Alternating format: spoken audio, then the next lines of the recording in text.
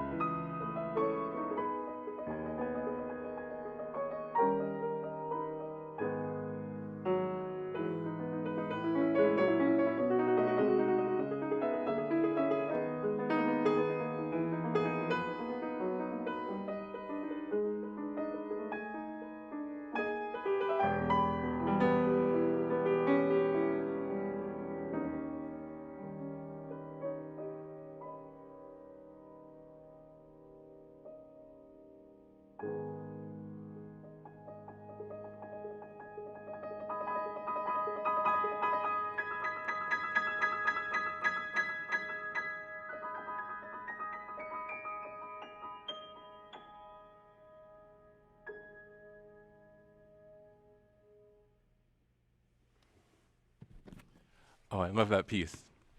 Let me bring over my royal red chair here. So today I've got my Mac here. We're going to go over to Switzerland in a minute. Thank you so much for coming. My fingers are starting to get a little bit warm. That was probably the slowest rendition of that prelude I've ever done before, but it was pensive and perhaps suits the times. We have been together, myself and Natasha and Manrico in Switzerland. We've been working on figuring out a system to play in sync, in time, live. And we've succeeded in a way, except that the sound of the violin is like a violin toy. So I've got my piano sound, which sounds pretty decent, except for, you know, the way I'm playing it. But then their sound, it sounds kind of, it's not satisfying. So what we decided to do, if you'll forgive us, is well, here's the problem. So the speed of the internet, you all know that the internet basically goes about the speed of light, but light still takes time to go across the ocean. So they're in Switzerland, so it takes about a millisecond to go across, but then it goes to the software and the hardware, and then by the time it comes out of there, it's about a second later, and then it comes back this way, it's 2 seconds later. So if I start by playing, then it's a second later there, and by the third beat or so of the piece, it's back to me. And so we thought, well, the obvious solution, as you're probably thinking right now, is why not mute me, have them start playing, the signal comes to me, I accompany it, and then I send it out in real time and it's live. So that's what we were doing, and it works, but the sound quality wasn't great. So what I did is instead today, I sent over a near live recording, me playing the accompaniment, sent it over to Natasha and Manrico. I'm gonna bring them in because we gotta see them. Wait, all right, this is me on my Mac, bringing them in. Here we go, can you see me? Let me put on my headphones. Natasha, Manrico, yes. Can you hear me? Yeah. All right, here we are. Hello. Okay. We can see you and hear you. Fantastic. So here I am at BPAC. This is Natasha Korsakova and Manrico Padovani, and they're at their home in Switzerland, 2 world-class violinists. Thank you. And I've had the pleasure of playing here. I've got Natasha down here, but I've got you up here. So I've had the pleasure of playing with Natasha for years now, and we've done lots and lots of concerts. We can kind of read each other's minds musically. Just met Manrico finally just a couple of days ago, and it was almost the same sensation, except that he would play something, and then a couple seconds later I would hear it, and I would play something, and we would react to each other, and we weren't quite communicating with each other like in real time. But we finally, I know, but with a couple of rehearsals, so now we've got this Oblivion by Piazzolla, which, like I said, I sent it over to them this morning, a recording of me at about 6 in the morning, right? In Switzerland. Yeah. You got it. Sleeping for sure. They were sleeping. Eventually they woke up, had their coffee, whatever they do in Switzerland. And then they recorded they watched the video and heard me playing with the sound in their earphones and recorded their playing live, and then they sent it back to me. And now what I'd like to do, with everyone's permission, is play it. Do you have anything you want to add about Piazzolla? No, I think the music can speak itself. Yes. All right. Let me bring up the music. So we're stay with me though, because I want to come back to you when we're done. All right. All right. We're gonna go to QuickTime.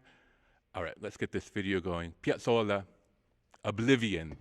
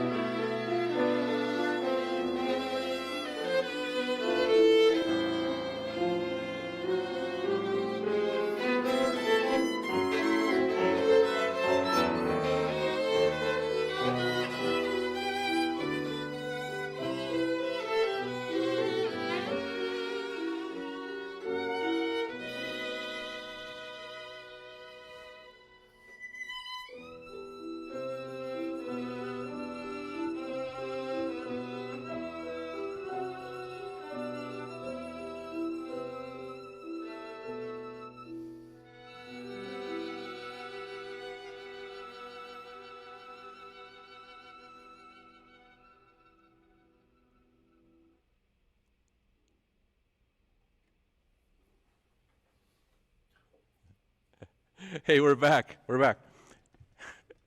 That was beautiful. So Thank you. Thank you. I can hear that there's a thunderous applause out there for the both of you. Wow, I listened to the first half of it, but not the whole thing because I wanted to get the live experience of it. What you did with that is so amazing. Well, same to you. I was just trying to keep rhythm. You know, actually, that wasn't my first try. I took more than one take. I took 2 takes at first, and it was some of the most boring playing I could do. And then you saw that. Did you see that image I put up behind me of the 2 dancers, tango dancers? Fantastic. We Yeah. loved it. So I found that image. I projected it behind me, and once I had the tango dancers there, we were good to go. And I did one more take. But I didn't know that you 2 were gonna like look so good doing it.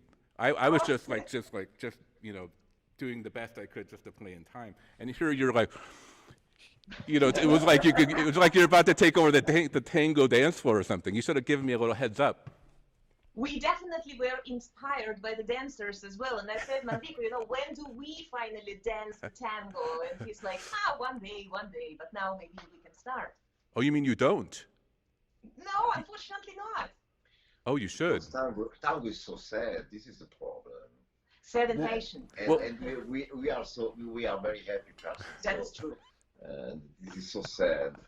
We prefer to dance faster. Well, I was trying to come up with something that we should play together because I wanted today's like music to be uplifting, you know, fun, and so when we thought about Piazzolla, I was thinking something more, you know, one of the more high energy ones. And Natasha said, "What about Oblivion?" And you know, what could be more uplifting in this time of, you know, COVID-19 than Oblivion? But it's such a great piece. And you know what they say? They say if you're feeling a little bit down, just like wallow in it, just like go to the edge of it. And if you listen to sad music when you're feeling sad, it makes you happy. Do you feel that? Okay, I had to think twice right now. But kind of, you know, it's an interesting thought anyway. I have a mix maybe of happiness and sadness together by not only by Oblivion, but most of Piazzolla pieces anyway. Oh, for sure, for sure. Mhm. We've done a lot. You and I have done a lot of Piazzolla. The Four Seasons. The Four Seasons. Yeah. And the very first concert we played together, there was a Oh, Piazzolla that's right. We tango. did that. Oh, that piece is so hard. Yeah. Oh my gosh. That was much harder for the piano than for the violin. Manrico, do you play that tango? No, I didn't play the tango. I played some small pieces like Oblivion Yeah. or Liebe Tango, Liebe Tango. I played oh, the yeah. special violin version, or also the part of seasons, but the tango I never played until now. So can I ask you a personal question? So how are you guys managing in Switzerland with COVID-19 and all this? How are you doing? Finally, we can say we are very close to Italy. Just around the corner. Just around the corner from our part in Switzerland. We are in Swiss Italian part, so we are very close to Italy. And we have to say here, Swiss people are very educated. It means if someone from the government says you have to stay home, the biggest part of people, around 99%, stay at home very quiet. They don't need to forbid things, you know, that like you're forbidden to come out. People do not go out anyway. In Italy, if you say okay, people, you have to stay home, no one stays at home, or at least 50% are going outside. So that's why in Italy they have now a lockdown, absolutely very hard. So in Switzerland we can go outside. We are going for walks. Yeah, luckily walks are. Yes, but we are staying at home all the time. Well, you're No lucky. You've got travels, these amazing violins. You've got something to play with. Yes, luckily, yes. Oh, before I let you go, because we're going to be back another time with more music when we can get this live sync going better between the two of us. But before I let you go, Natasha, you've just come up with your second crime novel. And I want to do like a late night, so I want to get her to put the book up. Can you put the book up for us? Show your book, Only and you've because also got your album. Yeah, put your book up. late Everybody, night show. It is a late night show. I know it's like 1:30 a.m. for you. Okay. Exactly. It's almost 2 o'clock, but it's Roman finale, Yeah. religious finale. Exactly. And thank you very much for playing Rachmaninoff. Oh, it's in the book. In the book. Thank you so much. Oh. And your album too. The two of you've got an album. Show us the album. We all got to buy the album. Exactly. We have something else. This is our latest production. We'll put this in the link. Yeah. Oh my gosh. Okay. I love that picture. Well, thank you so much. We're going to move on to some more piano music. We were going to do more with just violin and piano, but next time we'll do that when we're together. So thank you so much. I've got them down here and you up here, so I keep looking at the two of them. Thank you so much. We'll see you next time. Thank you so much. We're going to go on with some more music. All right, bye-bye. Thank you. That was beautiful. Thank you very much. Bye. Bye-bye. Okay. So now it's just me, and I get Steve back here. So I'm going to move on to a little bit of Italian music. Last time I played, 3 weeks ago, I played a little bit of Einaudi, and this is by the Italian composer. A lot of people asked me if I could do some more Einaudi, and so I decided to play this piece called Nuvole Bianche, White Clouds. It's about 6 minutes long, and it's a very contemplative piece. Again, like last time when I played I Giorni, the days, it has this ability. It's very simple, very easy to listen to, easy to understand. It feels kind of like water or like the clouds that it's describing. And if you just sit back and relax a little bit, you can just reflect, and it will leave you feeling differently at the end than you felt at the beginning. Again, I just love this piece. I discovered it about a year ago. It's one of the most popular pieces in the whole world right now for piano, and by Einaudi. So we've got a little bit of display, and so I hope you'll enjoy this.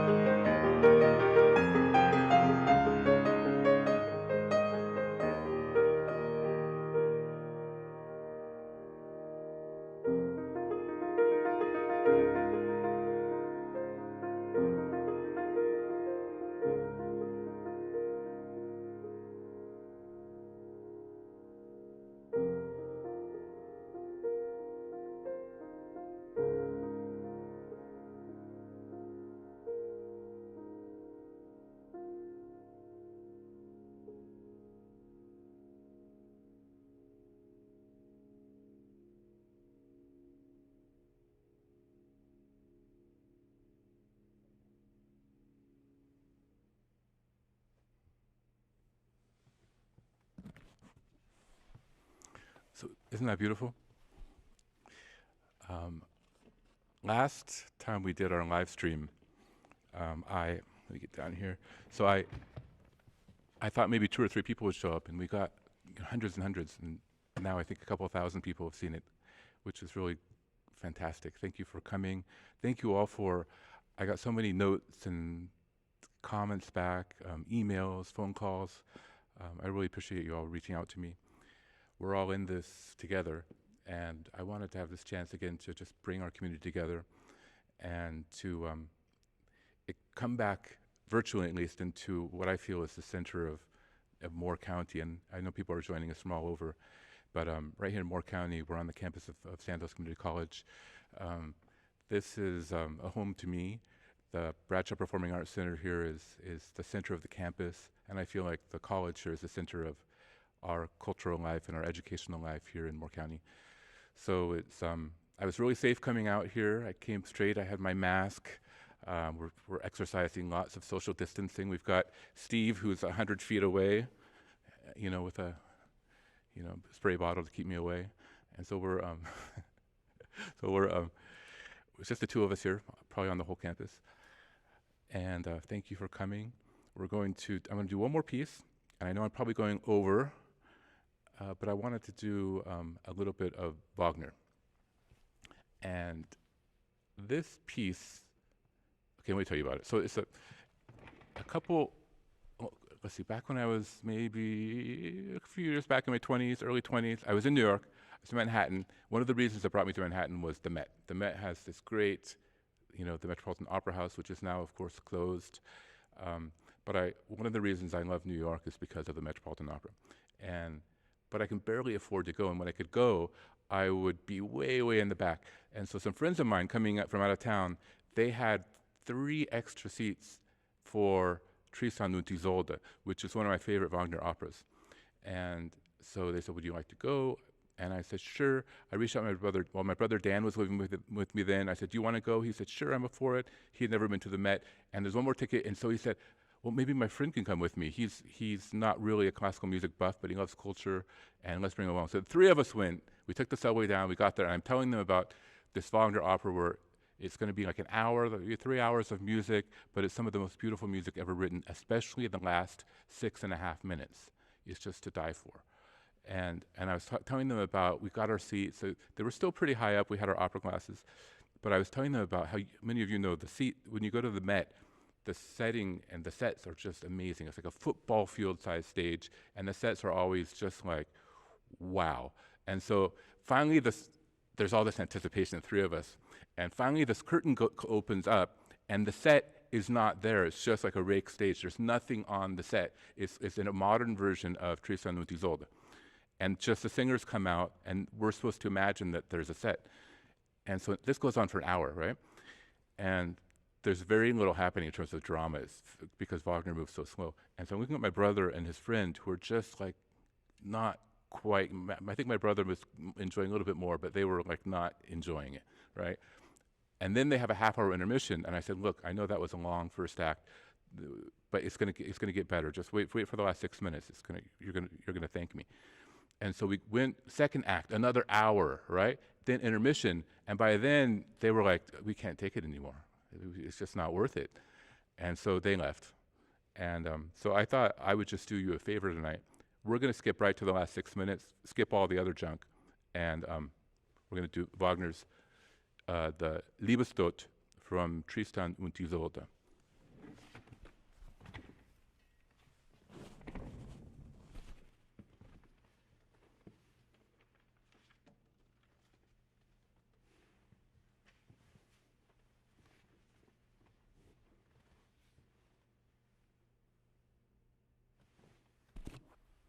Before I do, this is about love and death, and it's but when I first heard it, I didn't know what it was about. It was just like this overwhelming beauty, and I actually heard it originally in this piano version by Franz Liszt. And so I was going to tell you the story about it, but don't worry about it.